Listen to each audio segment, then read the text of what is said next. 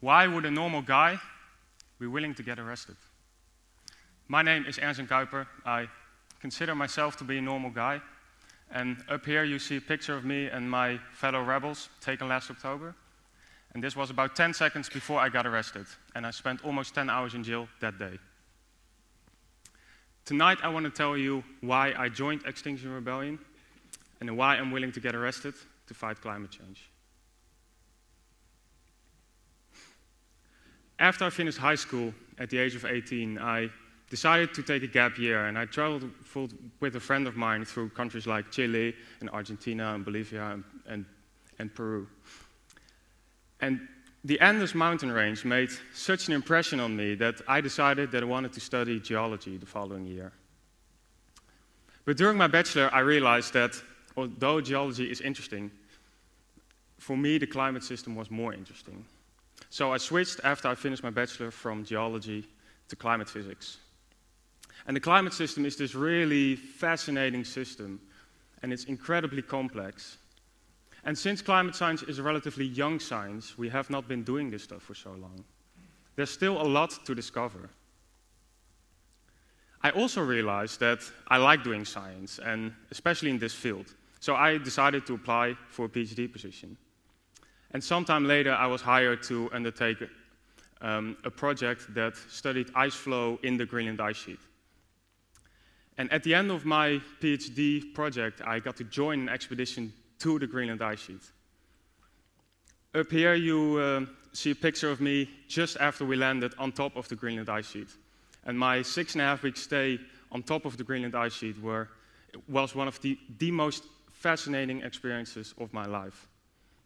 And I feel really privileged to have been to such a remote, cold, and lonely place. However, during those years that I was studying the climate system, I also got more worried about the threats of climate change. The science is crystal clear. The path that we're following is completely unsustainable, and it will lead to widespread climate disruption. So I started to do what most people do. I tried to reduce my own carbon footprint. So I started to eat less meat, and I became a vegetarian sometime later. I started to fly less. I voted for the Green parties. You know the story. But it didn't take long before I realized I'm not going to stop climate change all by myself. These small contributions do not add up.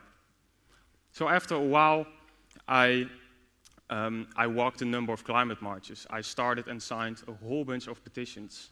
And I joined a campaign that asked my pension fund to sell their shares in fossil fuel companies. So for a couple of years, on the one hand, I was working full-time on my PhD project. And on the other hand, I was spending a few hours a week on this type of climate activism. And the feeling that you're doing something to fight climate change and that you're raising awareness is really good. But I always had this feeling in the back of my mind that we were not accomplishing very much, and that our concerns were not heard by the people in power, and that business as usual continued more or less unopposed. And I think the best example of this was that after last year's climate march in Den Haag in September, I think, which was attended by 35,000 people, the reaction of our Prime Minister, Mark Rutte, was, "Thank you, we got the message." And then nothing changed and everything went back to normal. During those years that I studied the climate system, the warnings from the climate scientists were also getting louder. And it's not just that our emissions continue to go up each year, which is obviously making the crisis worse. But it is also that climate scientists now realize that the climate system is much more vulnerable than they thought only about a decade ago. The poles, and especially the Arctic, are warming up faster than predicted. Coral reefs are dying at an unprecedented rate. We all have seen the forest fires in Australia the last month. And permafrost is melting decades earlier than predicted by the climate models. But actually what is even more terrifying is that we are rapidly approaching tipping points in the climate system. And just to give you an example of what a tipping point is, there's a great deal of permafrost in places like Siberia and Canada and Alaska. And this permafrost contains a lot of carbon in the form of organic matter. And when this permafrost starts to thaw, it releases carbon dioxide and methane, which are greenhouse gases, which cause more warming, which cause more permafrost to thaw. So if this carbon bomb, if I may call it that, goes off, humanity is in deep, deep trouble, because the amount of carbon stored in the permafrost is estimated to be about twice as much carbon as there's currently in the atmosphere. Now, this is just one tipping point, or what scientists like to call feedback loops. And by now, scientists have identified about a dozen of them in the climate system. And it is unclear how unstable these feedback loops actually are. In the meantime, the biologists are warning us that the planet has entered the sixth mass extinction event. The last mass extinction event, which happened 65 million years ago, the fifth one, killed off the dinosaurs. And it is estimated that up to 1 million species might go extinct within the next 3 decades.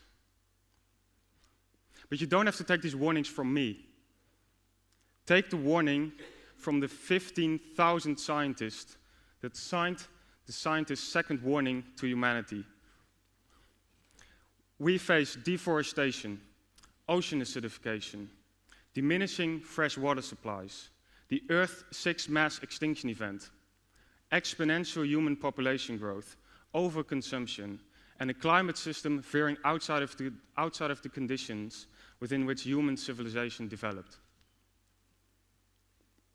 It is papers and warnings like these that made me realize that humanity is sleepwalking into a catastrophe, and that the people in power are doing virtually nothing to stop it.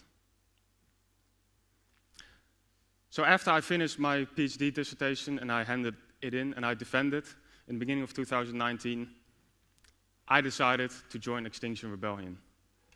Extinction Rebellion had just been founded in the UK, and there they had shown that they have a completely different approach to dealing with this crisis. First of all, Extinction Rebellion is brutally honest about the extent of the crisis that humanity is in. We have just entered the sixth mass extinction event, and if we continue like this, our children will inherit a planet that is hostile to human life. And by the way, most other life forms too.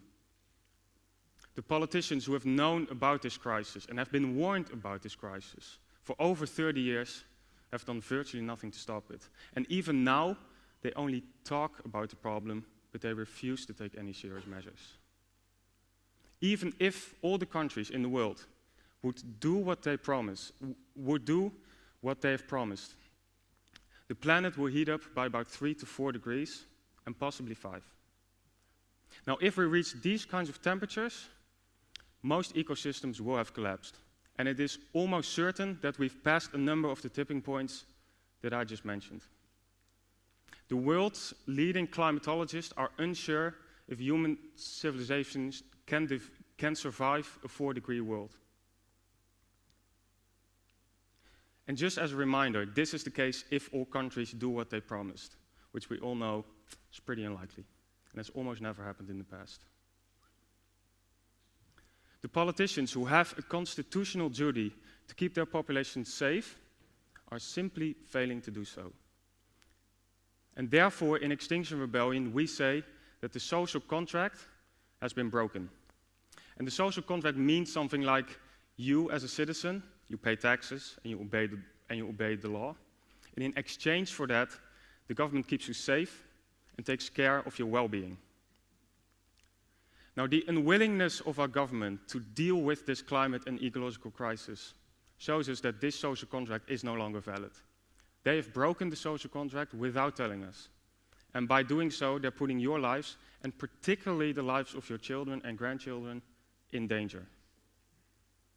So ask yourself, do you really have to obey the laws that the government sets if that same government is putting your life and the lives of your children in danger? In Extinction Rebellion, we say that we have a right to rebel against our government. But how do you do that? Rebelling against the government. The social sciences are very clear. 2 conditions should be met for a successful rebellion. The first condition is that your protest or your rebellion needs to be disruptive. Because if you do not disrupt daily life, then the elite simply won't care, like we've seen with all these climate marches. The second condition is that you have to stay non-violent. Even if the state starts to use violence, which they will, and when they start to arrest people, which they also will, we will stay non-violent. And in the case of getting arrested, it is only about 10 or 20% of the people in a protest that get arrested. And these are the people who are willing to do so, and they take on these high-risk roles. We prepare them well for their arrest, and we take care of them afterwards, both legally and mentally. So staying non-violent is not just a moral thing to do.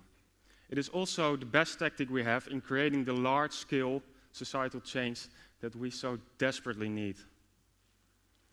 And one of the reasons why non-violent movements are so successful is because non-violent movements are very inclusive. For example, this 75-year-old man is willing to join a non-violent protest, while it is quite unlikely that this same man would have joined a protest that involved any form of violence. And because of this, non-violent movements tend to grow very fast until they reach a certain critical size at which the government cannot deal with the protest anymore and the police cannot lock any more people up. And that is exactly where we want the government to be, because that's the moment they have to come in and negotiate with the protesters. And this has already happened between Extinction Rebellion UK and the UK government. And when this happens, we as Extinction Rebellion have 3 demands for the government, which are the same in every country where we are active. The first demand is that the government has to start to tell the truth about the extent of the ecological and climate crisis and communicate the urgency for change. So no longer, like they're doing now, pretending that this will be fine and that this is a minor issue, but admit that this is an existential crisis and declare a climate emergency. The second demand is that the government has to start to act now, and we need to become carbon neutral by 2025 and hold all further biodiversity laws.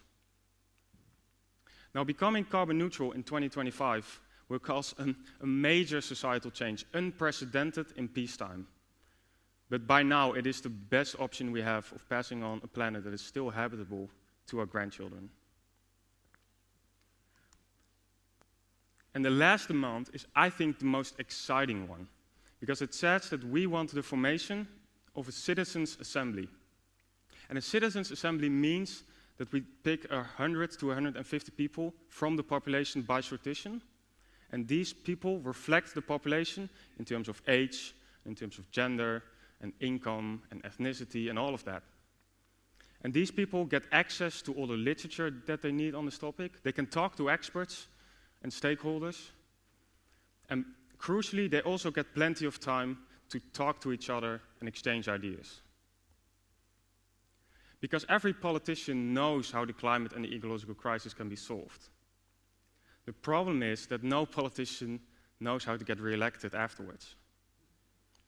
And therefore, they either ignore the problem, completely deny it, or, like now, pretend to solve it.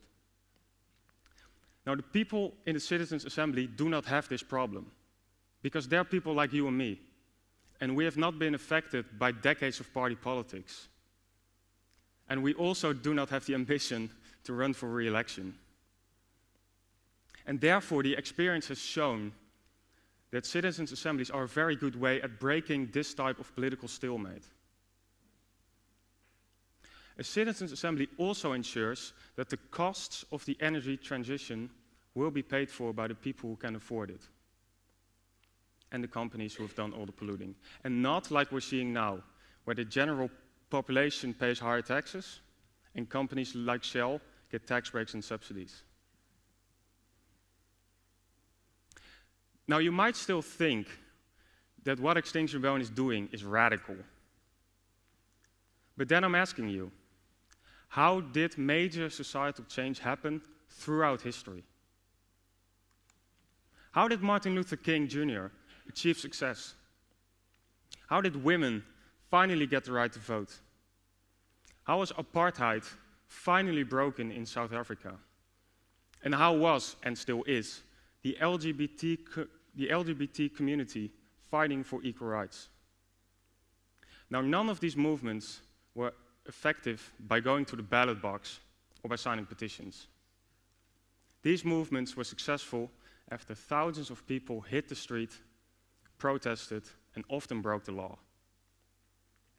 And back then, these movements were condemned by politicians and often seen as criminal.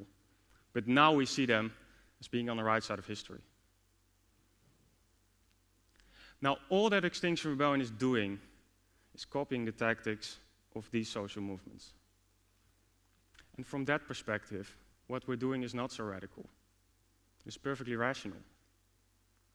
And even the 15,000 scientists that I mentioned earlier, they also agree that one of the best ways we have of getting politicians to act is by mass grassroots mobilization. Now, on April 13th, we'll have our next rebellion in Den Haag. I hope you will be there too. Because if not you, then who?